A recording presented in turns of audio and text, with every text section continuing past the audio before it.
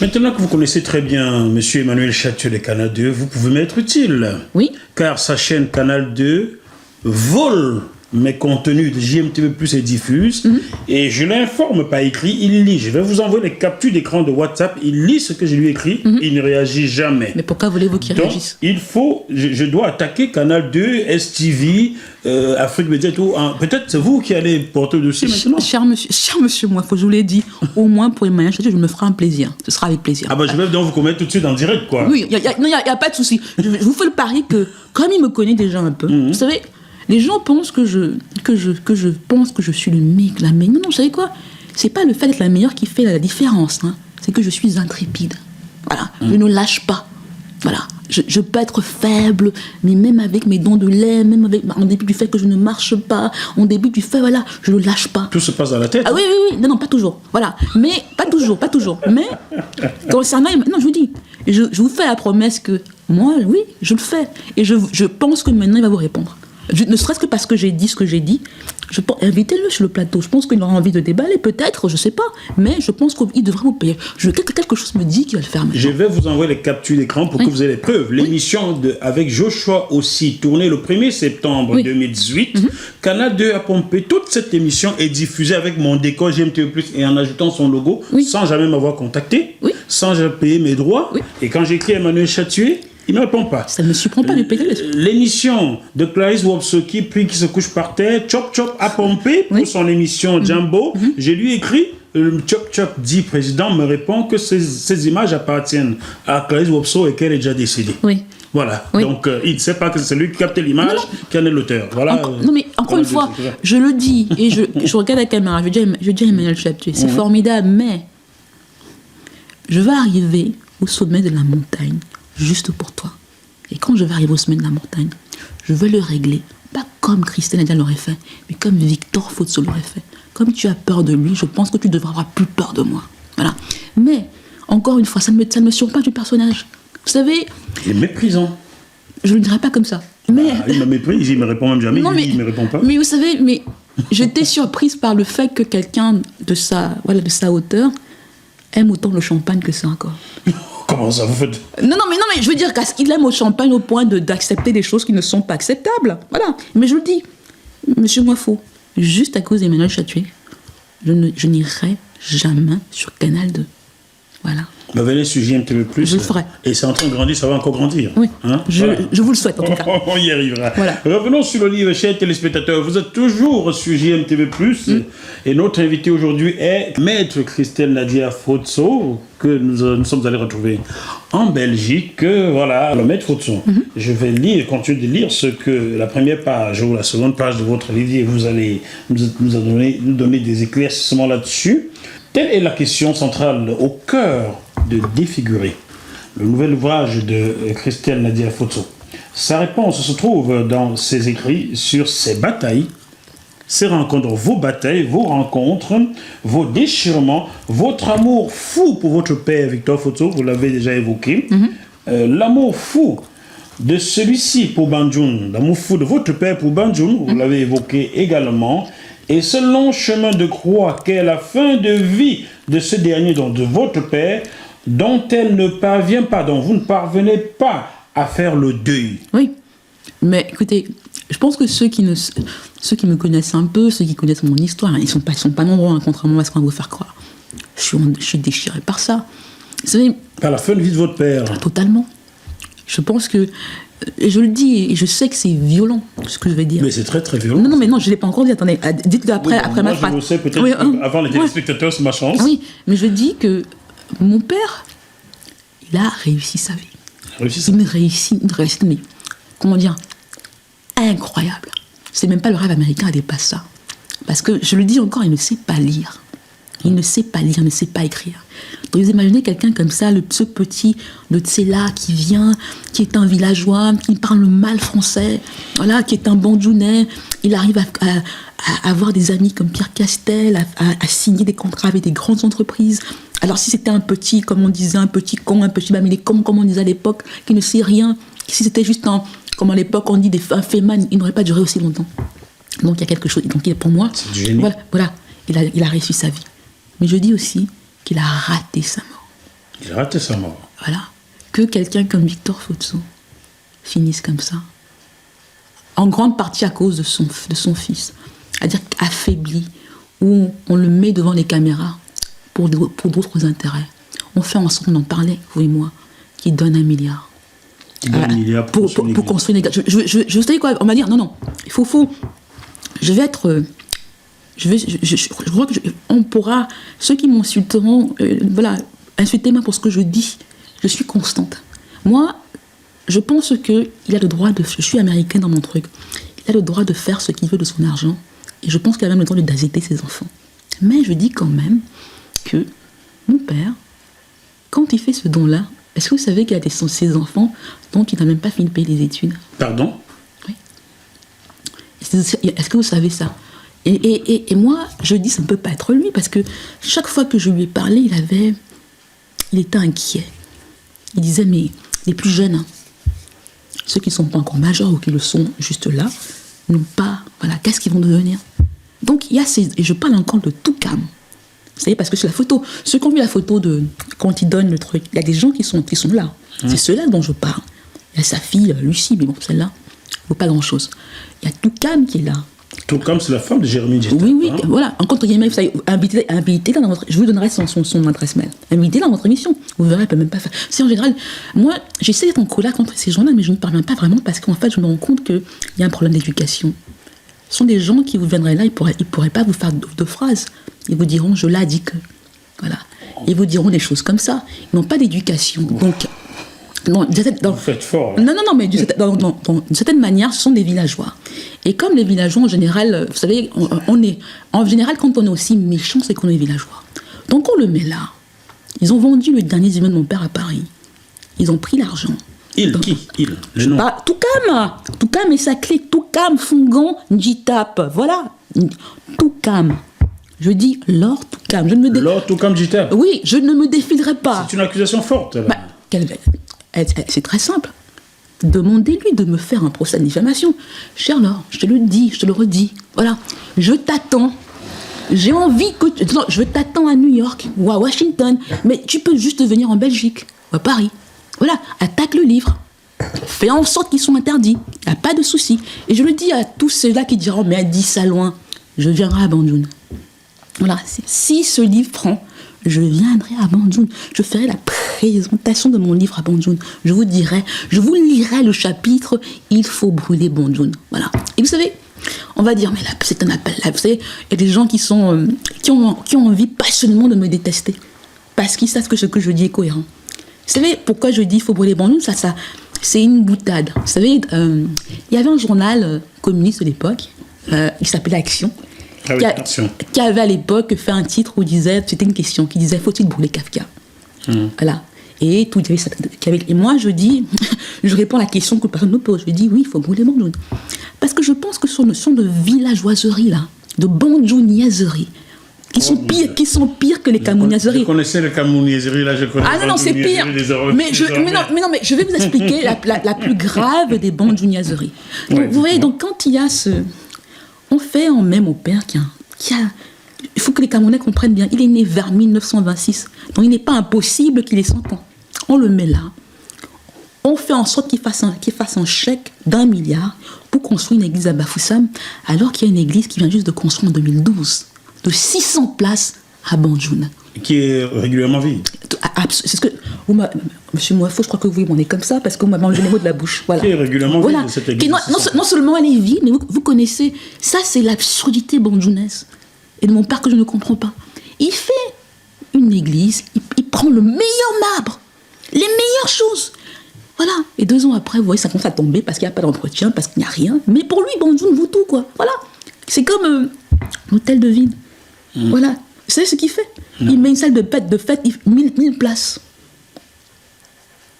Qui va remplir cette salle de fête-là? Non, après, il me dit, oui, mais tu sais, Christelle, bon, on a quand même mis ça, parce que vraiment, les gens ne peuvent pas payer. Je lui dis, mais pourquoi tu faisais ça alors, comme c'est aussi grand? Il a fait l'hôtel de ville. Il met une bibliothèque, il met des ordinateurs, là. La bibliothèque est toujours vide. Hein. Voilà. Mais il va continuer de construire. Mais voilà, le personnage, quelqu'un qui a cette vision-là, il est entouré de petits personnages comme ça. Donc, cette Toukam-là, parce c'est quelqu'un qui est... Je vous dis, c'est une villageoise. Bon, expliquez son époux, c'est Madame Djitap, c'est pas tout comme tout le temps. Hein. Ouais, bah écoutez, vous savez, je vais trahir Djitap parce que moi je l'ai rencontré justement en 2006. C'était après le match en Égypte, du Cameroun perdu en Égypte contre l'Égypte. Il revenait d'Égypte en fait. C'était la même personne qui nous conduisait. À l'époque, moi je suis là comme ça, j'ai une autre, tu me dis, mais bon, je t'approche, je suis pas. Voilà, j'avais déjà entendu des rumeurs sur lui que je voilà. Et je le vois, je lui dis, mais attendez les gars, on va pas aller en Coupe du Monde, hein. Comment vous vous laissez battre en Égypte? Il me dit, non, t'inquiète pas, on est des Camerounais, voilà. Et seulement, je lui parle de leur Toukam, vous savez ce qu'il me dit? Il dit, jamais de la vie. Jamais de la vie, quoi? Non, il n'y a rien entre elle et moi. Je ne la regarde même pas. Voilà. Et je ne dirais pas, je ne ferai pas honte à cette sœur-là, je ne dirais pas de... Il me dit, non, mais c'est plutôt l'autre sœur que moi j'aime bien, hein. Donc moi, leur Toukam, je ne la regarderai même pas. Voilà. Ce que vous devez savoir, c'est que moi je dis, chers téléspectateurs, moi je ne dis pas les on dit, moi tout ce que je dis, je peux le prouver. C'est pour ça que je n'ai pas de, je le dis avec certaine liberté, je sais que je peux le prouver, voilà. Et je dis, il n'y a pas de souci. Vous savez, voilà. Pourquoi? Est-ce que vous savez qu'à un moment, Djitap, il a failli être député parce que mon père voulait tellement, voilà, vous savez ça, voilà. Mais c'est pour ça. Mais quand même, député, il est Batoufam, il est député à Banjoun, ça faisait désordre quand même. Hein. Mais non, mais c'est, bon, vous savez, en ce moment-là, c'est pour ça que je dis quelque part que le roi est nu. Ça n'a aucune logique. Voilà, à un moment, même le grand Fotso aurait dit, non, mais jamais de la vie, vous allez mettre un Batoufam Banjoun, que ça veut dire quoi? Voilà. Mais ce sont ces gens-là. Ils se disent que oui, parce qu'ils ont mis la main. Vous savez, Mongo Betty avait écrit un très très bel essai qui s'appelle Main basse le Cameroun. Ces gens-là, des vauriens, des nuls, ils ont mis la main basse sur la fortune Fotso. Voilà. Ils sont entrés. Vous savez, c'est un peu comme vous faites un grand champ comme ça à un moment, vous savez, tous les prédateurs entrent. Voilà, parce qu'il y a un trou. Mais le trou, c'est qui l'a créé? C'est Yves Michel Fotso. C'est Yves Michel Fotso qui a créé le trou? Mais oui. Vous savez, je dis toujours... Aïe.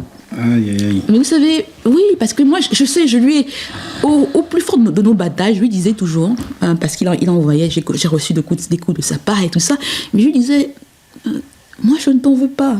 Vous savez, je lui disais, non, je sais que le chef bandit, c'est toi. Les autres, là, c'est juste des machins, voilà. Vous avez vu le film Kill Bill? Voilà. On envoie des machins, des ceci, des cela, machin. Mais ça n'empêche pas, à la fin, Bill meurt quand même, tous ces gens-là meurent. Voilà, c'est ça. Tout calme. Vous savez, moi je lui dis, welcome to New York, viens, il n'y a pas de problème. Voilà. Moi, ces gens-là, comme ils ont beaucoup d'argent, sans doute un peu trop, ils pensent que ça fait ça, juste subitement, ils sont civilisés. Mais vous savez, le problème de la famille Fotso, c'est un problème camerounais. C'est qu'au bout du compte, on peut faire des complaisants, les courtisans aux intelligents. Parce qu'au bout du compte, on se dit, mais ça fait des complaisants et des courtisans aux intelligents. Absolument. Mais c'est ça le problème. Parce que vous savez, tous ceux qui vont m'attaquer en disant, mais il a fait quoi? En disant, oui, Michel, c'est un grand homme. Regardez comment son père finit. Il a fait quoi?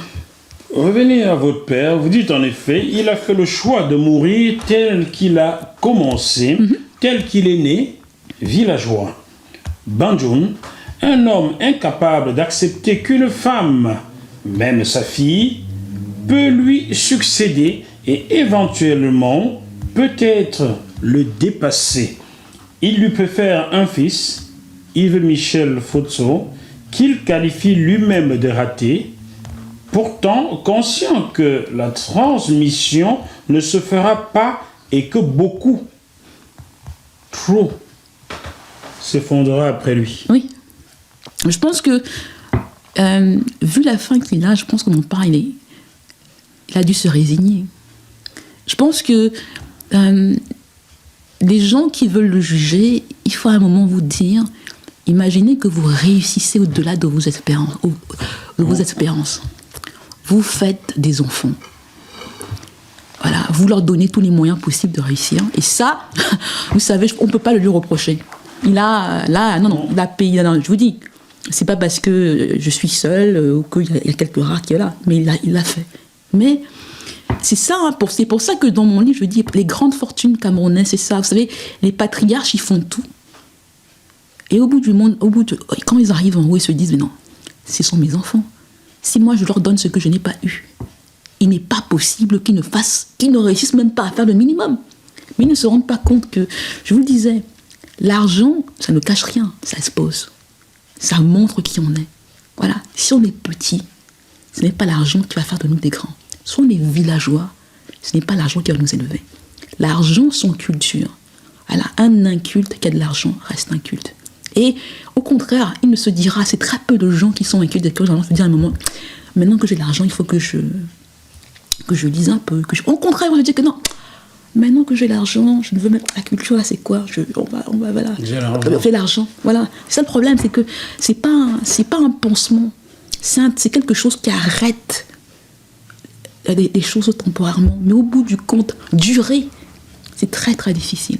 Et moi, c'est ça la question. Vous savez, les gens, parce qu'ils veulent hystériser, on dira, ouais, mais la mère, en fait, qu'est-ce qu'elle a fait? On vous dira des choses sur moi. Il faut encore que je dise, mon approche, je ne suis pas quelqu'un de moral. Vous ne me verrez pas ici vous dire que, oh non, en fait, ils sont méchants, je suis gentil. Non, c'est pas la question. Quelqu'un me disait, mais ton père a le droit de faire les choix qu'il veut. Je lui dis, absolument. Mais, vous savez, moi, mon père et moi, on a eu des conversations. Et quand il me fait des promesses, et surtout il me dit la vérité, il me dit, je le vois pleurer. Votre père pleurer? Pleurer. Pourquoi? Quand il parle de son fils. Son fils, il a plusieurs fils. Non, dit Michel Fotson. Je pensais que les gens me comprennent. Oui, Quand il parle, dit Michel Fotson, je le vois et il me dit, m'a eu. Il vous dit, Yves Michel Fotson m'a eu? Il me dit, m'a eu. Voilà. Et il me dit, il m'a eu. Et moi, je vois mon père comme ça. Et je me dis, Christelle, tu peux pas le laisser. Vous savez, j'ai beaucoup de tontons, de gens en tout qui, soi-disant bienveillants, qui disent, mais non, mais laisse. Attends, quand il meurt, c'est là qu'il faut... Voilà, attends. Non, ça sert à quoi? Il faut rien dire. Oui, il faut rien dire. Non, il faut attendre, ne fais rien. Ah non, il faut quand même pactiser avec Yves Michel. Hein, et puis pap, qui disent, voilà. On vous demande de pactiser avec Yves Michel et d'attendre que votre père meure. Oui, d'attendre que mon père meure pour, voilà, de dire, oui, voilà. On dit, non, mais il faut le linge sale ne se lave pas, il faut laver ça en famille, tu vois, et tout ça.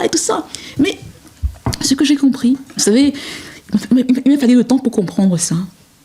C'est que les gens, quelque part, ils prennent du plaisir à ça parce qu'on peut dire, oh, voyez, ces gens-là, ils ont l'argent. Et quelque part, là, c'est ces tontons-là qui, eux, vous savez, ils aiment l'ordre. Et quelque part, vous savez, il y a quelqu'un qui m'a dit, ça m'a fait rigoler, il m'a dit, mais Christelle, tu es en train de mener une bataille de garçons. Voilà, en disant, mais t'es pas un fils Fotso, t'es qui? T'es une femme. Voilà. Et voilà. Et moi, je me suis dit deux choses. Je me suis dit, mais vous savez, il y a un de vos confrères, je vous dirais qui c'est off, hein, qui m'a dit, Christelle Nadia Fotso. Je dis oui. Il me dit, vous savez, je suis déçue par vous. Je lui dis, mais pourquoi? Il me dit, mais vous savez le parcours que vous avez. Voilà, vous avez une vision, vous avez de la hauteur et tout ça. Mais après, quand il s'agit de faire des discussions, de prendre des décisions, vous écoutez des gens qui ne valent rien. Des petits personnages. Pourquoi vous les écoutez?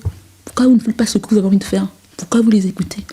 Je l'ai regardé comme ça, je me suis dit, mais il a raison. Voilà, parce qu'il y a un moment, je me dis, mais comme je ne connais pas le Cameroun, comme je ne connais pas le Biba Mineki, comme je ne connais pas Banjoun, je vais écouter des gens, alors que quand ils me disent leurs conneries, je sais très bien que ça n'a aucun sens, que c'est du n'importe quoi. Mais je me dis, bon, peut-être que véritablement le Cameroun, le Banjoun, c'est un endroit magique, hein, où tout ce qui est vrai ailleurs n'est pas vrai à Banjoun. Je me dis que bon, peut-être que c'est vrai, en dépit, comme je suis handicapée, comme je suis machin, je ne vaux rien, il faut juste que je supporte. Nous sommes la chanson de Logan Nicolas. Femme, il faut supporter. Voilà. 1988. Voilà. Donc, voilà. Mais vous avez si bien mimé mon confrère que je sais qu'il est Banjoun et il a la même taille que vous. Donc, je l'ai trouvé fait téléspectateur. Suivez mon regard. Pour ceux qui connaissent les journalistes camerounais, vous savez qui c'est. Bon.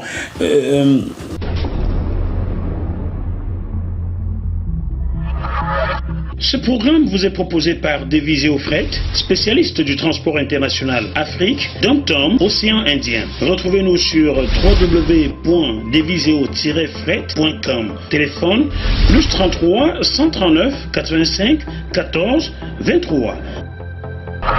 Maître Christelle Nadia Fotso, vous décrivez la fin de votre père, et cette fin-là ressemble à beaucoup de fins d'autres hommes riches camerounais. Africains même. Africains même. J'ai discuté avec quelqu'un de la famille Noussi tout récemment. Noussi, vous savez qui c'est, hein? Mafoba, Hôtel Le Progrès, Menuiserie Noussi. Une bonne fortune à Yaoundé. Aujourd'hui, certains seraient devant les tribunaux alors qu'il y a eu des ventes, des 30 millions partagés, mais ça, il y a de gros problèmes. Les enfants de Fauchivé, c'est le même problème. Bon, Fauchivé n'était pas un industriel, je ne sais même pas d'où les enfants. Bon, allez, j'ai su ma bouche, ça ne me regarde pas. Les enfants intérieurs, je peux vous en citer comme ça une tonne. Pourquoi ces grands hommes, ces hommes riches, camerounais, africains, après eux, c'est toujours le désert? Mais je savais, il y a une de vos consoeurs, et là, c'est pas là, qui m'a dit, qui me citait un peu au Fadouani, en fait, qui me disait, quand ils arrivent, leur réussite, il faut comprendre, elle est spectaculaire. Et ils partent de rien à waouh. Et vous savez, ils partent de rien à waouh. Il n'y a rien pour eux. Voilà. Il n'y a que vous qui pouvez faire ça. Même vos enfants, vous pouvez dire qu'ils sont là, ils ne sont pas là. Ils sont là. Vous pouvez voilà. Vous savez, je citais ça quand je parlais, je vais revenir aux gens comme Toukam. Voilà. Encore Toukam. C'est important. Pourquoi? Quelqu'un m'a dit, mais c'est pas personnel, parce que moi je suis même pas féministe. Les femmes qui se débrouillent, qui font tout pour y arriver, moi je applaudis. Je dis, vous ne me verrez jamais. Vous savez, il y a des femmes il y a des femmes et des hommes qui pensent qu'aujourd'hui, quand une femme dit quelque chose qu'on ne lui plaît pas, on va insulter son physique, on va dire mais c'est qui, elle est laide, machin, comme si ça délégitimait son propos. Mais tout calme, c'est là. Et mon père, il le sait, il me le dit. Voilà. Oula, mais ça va pas faire bien. Non, mais la relation entre Toukam. Je suis là à faire attention. Voilà. Elle le brimera pas cette fois-ci. Voilà. Donc c'est pas ça. Il sait qu'elle est là. Mais comme il y a son fils qui est un fauve, en fait, il la met là en se disant que les Njitap et les machins feront quand même un contre-feu. Voilà. Mais ça reste une villageoise. Quelqu'un me dira, ok Christelle, tu dis ça, tu dis n'importe quoi, t'es jalouse. Je me dirais, cher téléspectateur, regardez sur Internet, regardez tout, qu'est-ce qu'elle a construit, qu'est-ce qu'elle a fait comme entreprise. Son probatoire, elle n'a pas eu. On le lui a acheté. Pardon? Voilà. On le lui a acheté. Papa? Voilà, bien sûr.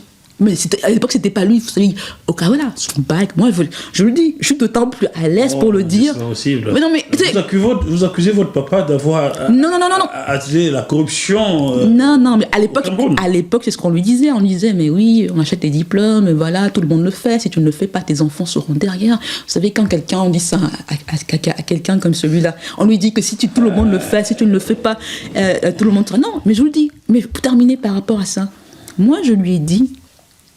Quand ça a commencé, quand ça a pété entre nous, je lui ai dit ça. Et je le redis aux téléspectateurs. Et je ne le dis pas. Voilà. Et je ne le dis pas pour polémiquer. Je le dis pour que vous constatez. Voilà. Je lui ai dit. C'est une expression américaine que je traduis. Je lui disais. Un cochon maquillé reste un cochon. Voilà. Tu peux mettre un cochon, tu mets une perruque, tu mets du maquillage, tu mets tout ceci, tu peux faire ceci, voilà. Ça reste un cochon. Un porc maquillé est un porc. Voilà. Je lui disais, papa, il peut te mettre PDG d'une société. Il peut te mettre là, voilà. Ça ne change rien au fait que tu ne peux pas tenir une conversation avec moi. Tu vas dire, je l'ai dit que tu ne pourras pas tenir un argument, tu ne pourras rien dire. Tu pourras avoir les meilleurs habits du monde, aller chez Gucci, avoir tels amis en disant que je suis la fille préférée de papa. Et dire ceci et dire cela.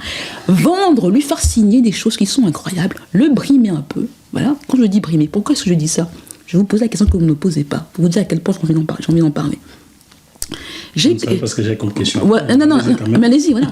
J'y vais. Vous savez que j'ai eu ce moment-là de fou où il y a une femme de mon père qui m'appelle et qui me dit son médecin vient de m'appeler, c'est à Paris.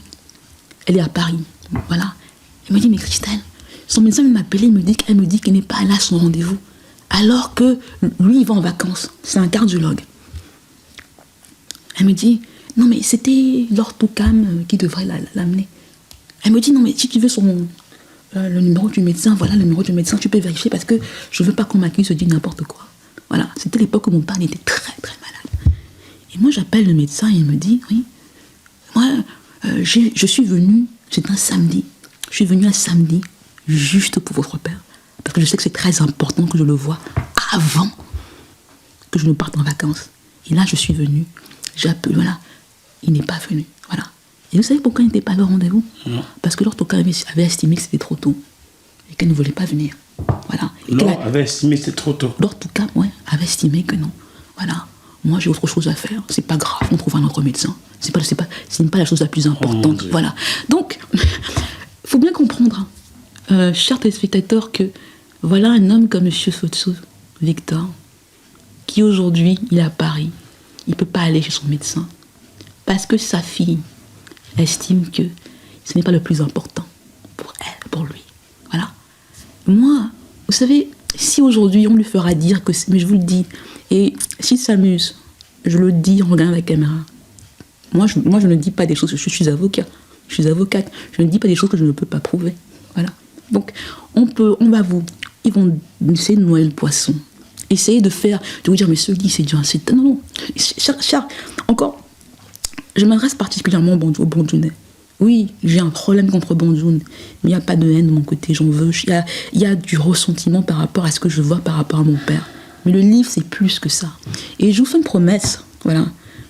Personne ne lira mon livre et dira, mais Fotso Ivoirien. On dira non. C'est un grand monsieur. Il a essayé d'être un bon père. Il n'a juste pas pu.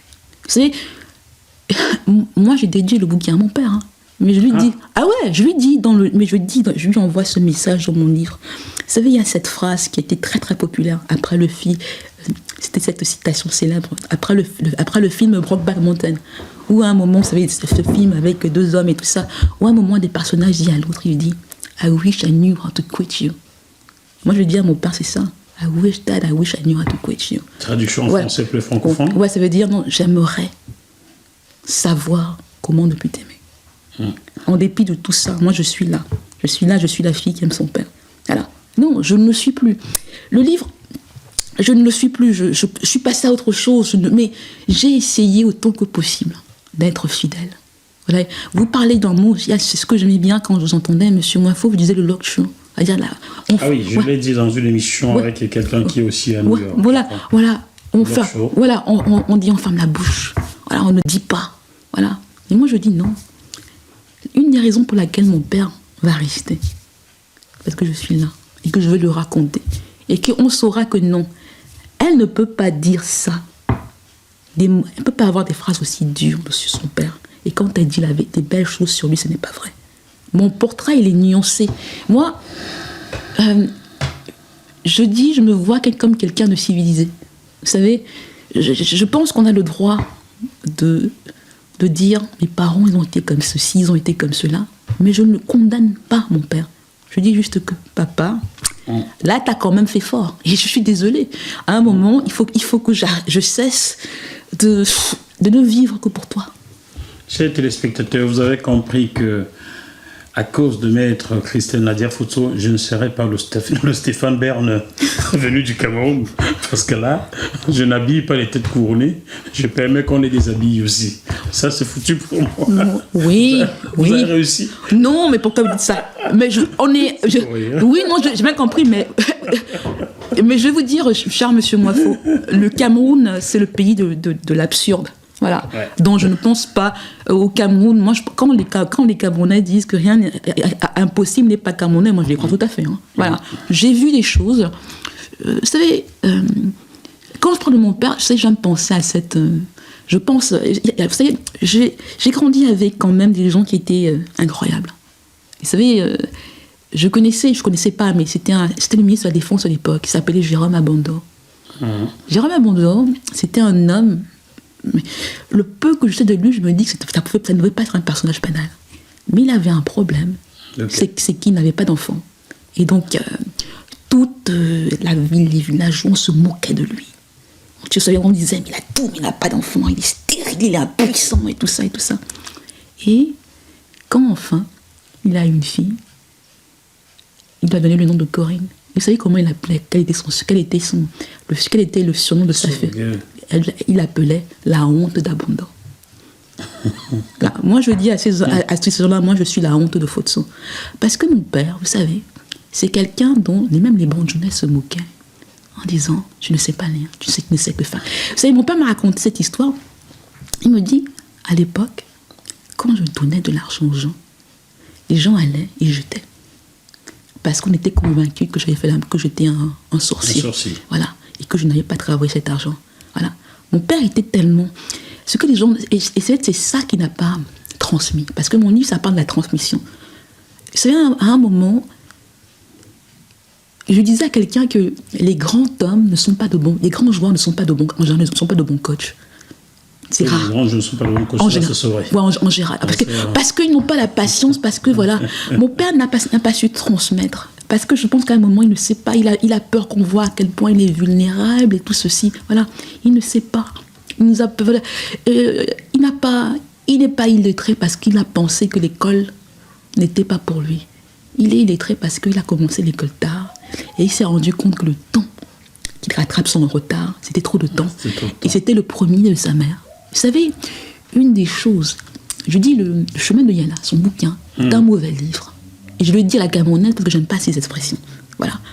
Dans ce bouquin-là, mon père se débandjonise. Voilà. Il se blanchit. Ce qu'il ne dit pas, c'est que son père, il s'appelait Fondie Messa. Comment? Fondie Messa. Fondie Messa. Voilà. A chassé sa mère. Voilà. Mon père ne le dit jamais, mais il a toujours voulu ça. Parce qu'on parle, il adore sa mère. Voilà. Oui, voilà. Donc son père a chassé sa mère. Voilà. Pour quelle raison? Ça, je sais pas. Mais vous savez comment ça se passe. On répudie une femme, et voilà. Non, mais je sais au moins une chose de ma grand-mère, c'est qu'elle était comme moi, voilà. Grande gueule, voilà. C'est pas pour rien qu'on vous appelle ma petite. Elle ne sait pas. Non, ma grand-mère avait une grande gueule, quoi. Voilà. Tout le monde le savait. Donc il a répudié. Et donc, il ne pouvait pas, en étant l'aîné, c'est lui le premier de sa mère, il n'a pas le temps à perdre. Non, il n'avait pas. Il fallait qu'il gagne sa vie et qu'il fasse. Il fallait qu'il fasse. Donc c'est pour ça qu'il n'a pas fait l'école. Et je pense que, en général, ses fils et les autres ont pensé que l'école, ce n'est pas pour eux, parce que de toutes les manières, leur père n'en a pas fait. Et puis là, il a été qu'il est, comme il est. Mais sans voir que c'était une exception. Voilà. Voilà, c'est ça que je dis toujours à tous ces gens qui vont critiquer, qui vont aller sur Internet dire Fotso a fait ceci. Je dis non, n'est pas Fotso Victor qui veut, c'est qui peut. Voilà. Alors vous avez paraphrasé quelqu'un là. Qui? Son grand ami. Qui a étudié. Ah bon? Moi je sais pas, il a dit quand? Ne dis pas président qui veut. Vous savez, malheureusement, c'est vrai. Oh, si vous saviez, bon, vous le savez d'ailleurs. Vous le savez. Alors, on va poursuivre dans votre livre. Bon, celui qui narre votre histoire dit ceci: de l'expression audible et incomprise de son amour et dévotion totale, mais à sens unique pour son père. Donc, pour vous, votre amour pour votre père n'est pas réciproque. Dévotion. Il ne peut pas, avec les enfants qu'il a, il ne peut pas m'être dévoué. Ce serait, voilà. Il ne peut pas, même si... là, en présumant qu'ils le veulent. Voilà. Il ne peut pas. Et puis, vous savez, je le disais, c'est quelqu'un qui me disait à l'époque, quand je refusais de comprendre, il me disait, mais Christelle, ton père, c'est un vieux bandjounais. Tu es une femme, tu n'es pas son fils. Hein. Voilà. À la fin, quel que soit ta race, je mange, désolé, voilà. Il me disait, mais quel que soit l'arrangement que vous avez, quel que soit ce qu'il te dit, à la fin, il va te lâcher. Hein. Il préférera un fils. Ouais. Une fille. Oui. Et puis, mais moi, je ne voulais pas voir ça. Parce que je me souviens, on avait une conversation sur Pierre Castel. Et il me dit... Pierre Castel, son propriétaire des brasseries du Cameroun. Voilà. Hein. Pour les Camerounais qui disent brasserie du Cameroun, c'est pour le Cameroun, c'est Pierre Castel. Voilà, Voilà, sachez-le, c'est français. voilà donc il me dit, mais Pierre Castel, il n'a qu'un enfant. Il me dit, et il ajoute après, et en plus c'est une fille. Voilà. Mais tout ça, je me disais, non, on a une relation particulière. Il me voit. Et puis il me dit quand même des choses. Il m'a dit des choses quand même. Il me dit, ne t'inquiète pas, prends ton temps. Et puis, vous savez, l'autre dernière conversation, vous savez ce qu'il me dit? Non. Il me dit, tu es seul, hein? Je dis, oui. Vous êtes seul? Oui, il me dit, non, tu es seul. Il me dit, non, il faut que tu saches que tu es seul. Donc, tu as intérêt à réussir ce que tu veux faire parce que tu es seul. Voilà. Et il n'explique pas, mais il me dit comme ça. C'est pour ça que je n'arrive pas... Je ne peux pas ne être en colère contre lui. Parce qu'il a essayé... plus pire... Mon père, c'est quand il veut te dire des vérités, il est comme moi, il te le dit. Voilà. Et vous savez, après mon amputation, quand je le vois, c'est en 2015, on se voit. C'est juste après mon article sur mon droit de réponse contre Yves Michel. Sur, il est très content. Ouais, oui. Passons. Il me dit... Personne n'est content du fait que tu fais l'amputation et que ce n'est réussi. Voilà. Il me dit, personne. Les gens s'attendent à quoi? Que vous mouriez? Ouais, non, mais pour les gens, il fallait que je reste handicapée. Comme ça, on pouvait dire, ces diplômes valent rien. Vous savez, je viens quand même d'une famille. Ça, je dis ce monde. Moi, je dis, c'est pas ce monde villageois là. Il est encore plus villageois que parce qu'il est protégé par l'argent. Donc, on pense qu'on peut être même plus sauvage. Puisque personne ne dira, la preuve, personne ne dira jamais rien. Ce que je dis dans mon livre, c'est que mon père, contrairement à Yves Michel, il pouvait me vendre parce qu'il savait que personne n'allait rien dire. Vous savez, j'ai quand même eu un tonton, je ne dirais pas qui c'est, parce que c'est quelqu'un d'important, qui m'a dit, c'était, je crois, en avril ou en mai, il m'appelle, il me dit, non, c'est moi qui l'appelle, j'ai mis quelque chose, je lui dis, voilà, lui, écoute, je vais être opéré bientôt, c'est ce qu'il me dit. Il me dit, mais oui, Christian, en fait, tu passes ton temps à insulter ton père sur les réseaux sociaux. On m'a dit, vous savez, en général, c'est ce qui se passe chez les Camerounais, en général, c'est que quand on ne veut pas assumer ce qu'on... Voilà, on dit, on m'a dit. Vous savez, on sait qu'on transporte de la merde, voilà. On ne veut pas du tout en prendre la responsabilité. On dit, j'ai entendu dire que, on m'a dit. Il ne me dit pas, j'ai vu. Il me dit, on m'a dit. Et il me dit, c'est pour ça que ton père et tout ça. Mais ce que j'ai compris avec ces tontons-là, c'est qu'en fait, ça les arrange. Ils sont mal à l'aise. Parce qu'il y en a quand même parmi qui ont les enfants handicapés. Il y en a parmi qui aiment leurs enfants. Il y en a parmi qui savent quand même que non, mais une des choses qu'on ne peut pas reprocher à Christelle, c'est bien ça.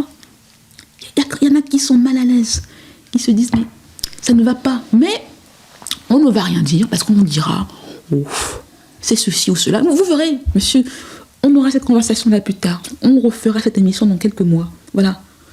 Il y a des gens... Après la sortie du livre. Il n'y a pas de souci. Vous garderez bien les insultes. Ah non, je les garderai. Et voilà. Et je viendrai chez vous. On mangera du bœuf bourguignon. Il y aura des gens qui vous diront, on va me traîner dans la boue. On vous dira les pires insultes du monde sur moi. Voilà. Mais au moment, il faudra vous dire, mais est-ce que ce qu'elle dit est faux? Voilà. Est-ce que ce qu'elle dit est faux? Et moi, je dis, vous savez, chers téléspectateurs, c'est ça le truc. Tous ces insultes, parce que moi je dis, c'est-à-dire en général je suis très contente des insultes parce que la plupart viennent de ma propre famille. Sur internet, c'est-à-dire que les faux profils et tout ça sont les faux sauts qui font ça, voilà. Parce que voilà, il faut insulter, il faut descendre et tout ça, voilà. Donc voyez les insultes, on va dire elle est laide, elle était comme ça, c'est une enfant, elle-même elle est ratée, elle n'est pas mariée, elle n'a pas d'enfant, blablabla. Mais demandez-leur un moment, vous avez lu le bouquin, qu'est-ce qu'elle dit? Quelle phrase te pose un problème? Est-ce que c'est mal écrit? Est-ce que c'est trop peu de fautes? Est-ce que Christelle Fosso dit comme les autres, comme leur Toukam? Je l'ai dit que, voilà. Est-ce qu'on peut dire que c'est quelqu'un de méchant? Voilà. Moi, je ne fais pas ça, voilà. Oh mon Dieu. Bon, chers téléspectateurs, cher Yves-Michel Fosso, cher son fils que je préfère ne pas citer, pour des raisons qu'il comprend. Je suis journaliste, je dois donner la parole, voilà. Vous m'avez sollicité, je ne vous connaissais pas avant, je ne vous avais jamais vu, n'étiez pas en contact, même pas par les réseaux sociaux, vous m'avez sollicité. Oui. Parce que vous regardez mon travail. Mais absolument, mais je tiens à le dire parce que je sais, monsieur Moifo. Mais on dira ça, on va dire que je vous ai donné de l'argent et que vous avez été complaisant. Moi, je le redis ici.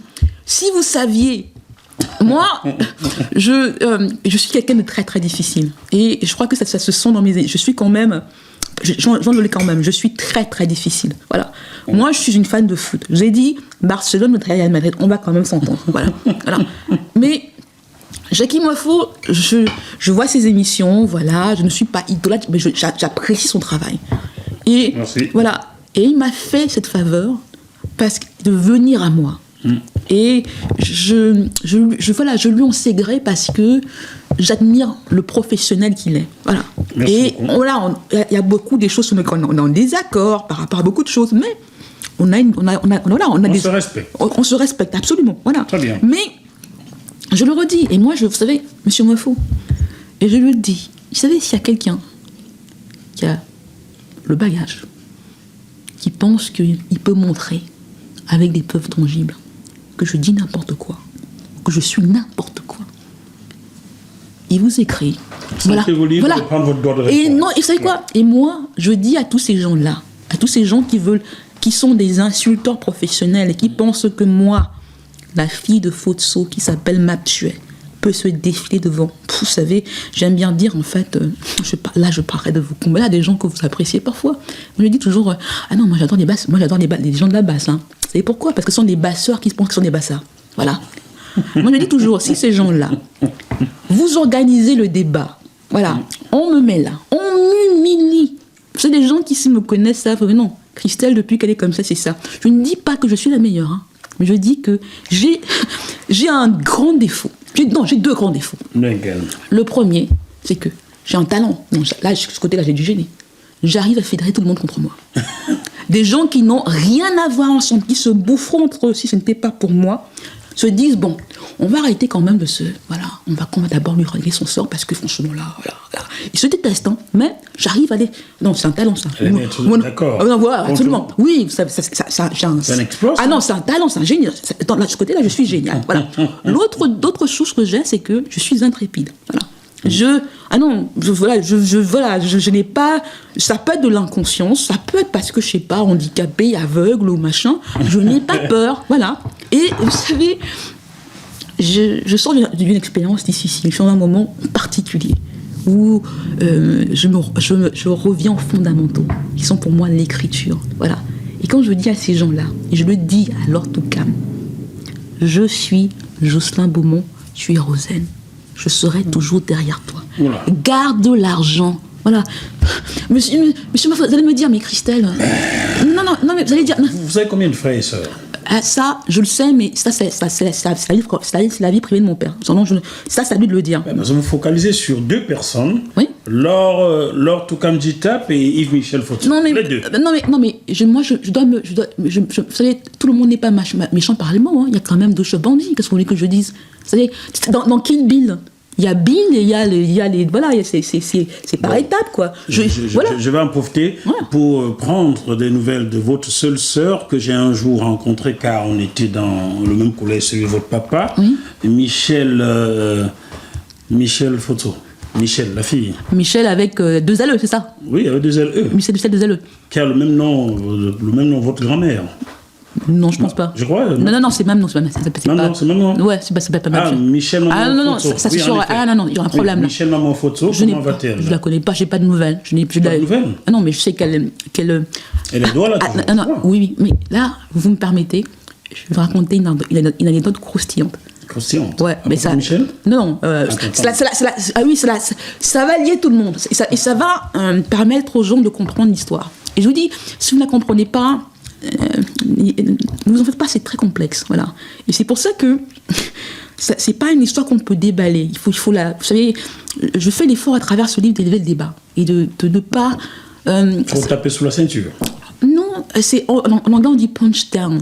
Vous savez, je dis, vous savez quand vous êtes en haut, vous ne pouvez pas juste faire Ouais, non, non, ouais, exactement. Donc j'essaie de ne pas faire ça, voilà. Vous ne tirez pas sur l'ambulance, quoi. Non, du tout, voilà. Donc j'essaie de ne pas faire ça. Mais pour revenir à ça, pour parler de votre Michel, vous allez adorer. Michel, même en fait, voilà, je me souviens bien de... Voilà. Vous savez, en fait, ce défiguré, c'est une réponse directe à une lettre que mon père m'a adressée. Ça fait maintenant près de... C'était en 2017, nous sommes en 2019. C'était en octobre 2019. Ça fait 2 ans pile poil. Voilà. Donc, il y a eu cette lettre que je reçois. Qui dit quoi? Vous allez comprendre. Non, mais soyez patient. Voilà. Donc, je reçois une lettre de 4 pages. 4 pages. On me dit que mon père a écrit 4 pages. Quelqu'un qui n'écrit pas. Voilà. Le titre de la lettre, parce que c'est un titre. D'abord, elle n'est même pas adressée, mais on met adressée aux autorités françaises et camerounaises. D'accord? D'accord. Voilà. Et le titre, on met quand même un titre. Voilà. Et on met... le titre, c'est quoi? C'est tentative d'assassinat. C'est tentative d'assassinat. Tentative d'assassinat. Donc ça commence: ma chère fille Christelle, je suis en France où je suis là, en hôpital, etc.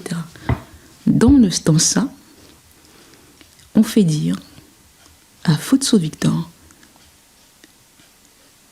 où il dit de sa fille handicapée, il lui dit: tu es handicapé parce que tu es détraqué. On lui fait dire que vous êtes handicapé parce que vous êtes détraqué. Parce que voilà, il y a des qui me passent un savon. Il me compare à Toukam. Il me compare à Yves Michel. Il lave. 4 pages. Voilà. 4 pages. 4 pages. À la fin, il y a sa signature. Mon père, il signe FB parce qu'il ne sait pas écrire. Il signe F avec ses initiales, quoi. Voilà. Je reçois ça, je me dis: c'est quoi ce truc-là? Papa, quand il veut t'insulter, il t'appelle. Hein. Il te fait pas 4 pages pour te dire. Et puis, mon père, depuis que je suis née, j'ai 40 ans, monsieur Moifon. Mon père, il n'a jamais touché à mon handicap. Et vous savez, il était tellement marqué par ça. Parce que il y a lui et sa mère, ils étaient persuadés. Mais ça, c'est le côté villageois qui parle. Je ne suis pas sûre que c'est vrai. Mais tout ce qui se passe après, maintenant, me fait penser que c'était vrai. Ils étaient persuadés que c'était quelqu'un de la famille qui avait fait ça. Qui vous a rendu handicapé? Oui. Qu'ils étaient persuadés. Un mois après oui, ils étaient persuadés que c'était ça. Et mon père n'a jamais dit que c'est pas de ce côté-là, il est grand. Non. C'est pas de ce côté-là qu'on irait attaquer son... Oui, voilà, mais on lui fait dire ça. Vous savez, je suis là, je réponds pas. Donc, on met tentative d'assassinat. Vous savez pourquoi ça se passe comme ça? Parce que il était revenu de France, et il y a un de mes petits frères qui m'appelle, qui me dit: Christelle, papa va pas bien. Il est revenu pour la première fois. Quand il revient de France, en général, il est parce qu'il est en hôpital, il est bien portant. Mais là, il est malade. Il n'arrive même pas à marcher. Il n'arrive même pas à monter pour aller à sa chambre. Je dis: voilà, je dis: bon, tu sais quoi? On ne laisse pas, on appelle tout le monde. Voilà. On cherche tout comme celle qui a les clés du coffre français au moment. Elle est nulle part. Je dis, on appelle tout le monde. Voilà. On met tellement de pression qu'elle finit. C'est ce qu'elle fait. Elle paye. Dès qu'elle ruine la société parisienne, elle paye un avion privé pour le prendre. Privé médicalisé avec des médecins, on ne sait pas d'où, qui prennent l'avion pour prendre mon père de Bandjoun pour l'amener à Paris, au Bourget. Il a au Bourget. Moi, quand je suis ici, je prends le train pour aller à Paris. Je vais à l'hôpital américain, je sais que c'est son hôpital. Je fais tous les hôpitaux de Paris. Tous. Quand je me dis que voilà, il n'est nulle part. Voilà. Il n'est nulle part. Je me dis: mais qu'est-ce qui se passe? Voilà. Là, je me dis: mais qu'est-ce que je fais? Je commence à écrire aux autorités, tout ça, machin, en disant: mais je vois pas mon père. J'écris finalement à Toukam. Voilà. Celle qui dit: je l'ai dit que. Voilà. Voilà. Je lui dis: papa. Voilà. Aucune réponse. Voilà. Vous lui envoyez un SMS? Non, je lui fais une lettre formelle. Je suis avocat, moi. Je fais une lettre.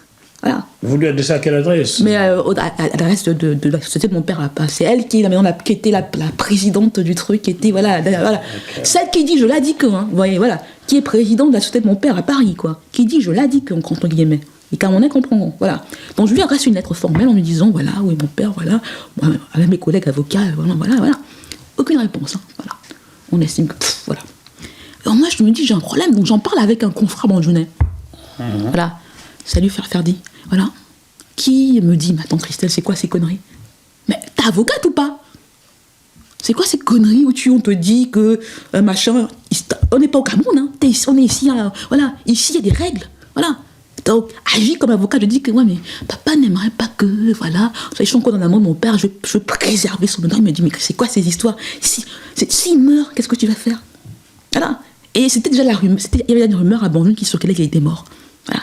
Donc moi, je suis là, je ne sais pas où il est.